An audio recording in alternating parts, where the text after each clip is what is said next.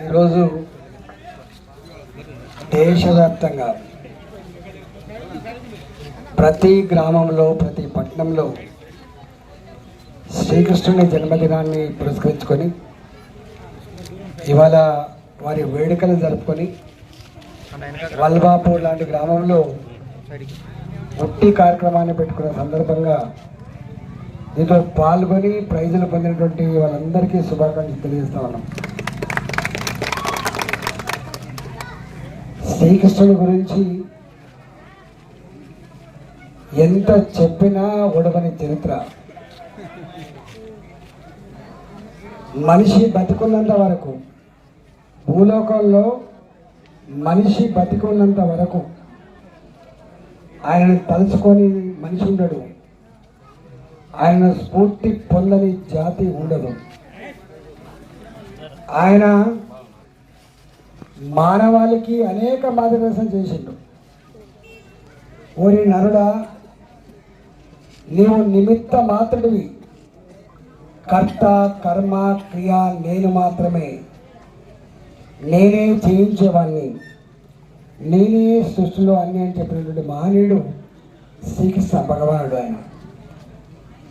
ఆయన అంటాడు ఒక సందర్భంలో, నీవు ఈ లోకానికి వచ్చినప్పుడు నువ్వు ఒట్టి చేతితో వస్తావు, మళ్ళీ పోయేటప్పుడు కూడా ఒట్టి చేతులతో పోతావు. ఈ చిన్న జీవితానికి ఇంత టెన్షన్, ఇంత దుర్మార్గాలు, ఇంత అరాచకాలు ఎందుకని చెప్పినటువంటి మహనీయుడు శ్రీకృష్ణుడు. గుర్తుపెట్టుకో, ఆయన చరిత్ర అంతా కూడా ధర్మాన్ని కాపాడే క్రమంలో దేన్నైనా ఎదిరించక తప్పదని చెప్పి అర్జునుడికి హితబోధ చేసి ధర్మయుద్ధంలో నెగ్గినటువంటి మహనీయుడు అర్జునుడైతే చేయించిన మహనీయుడు శ్రీకృష్ణుడు మాత్రమే.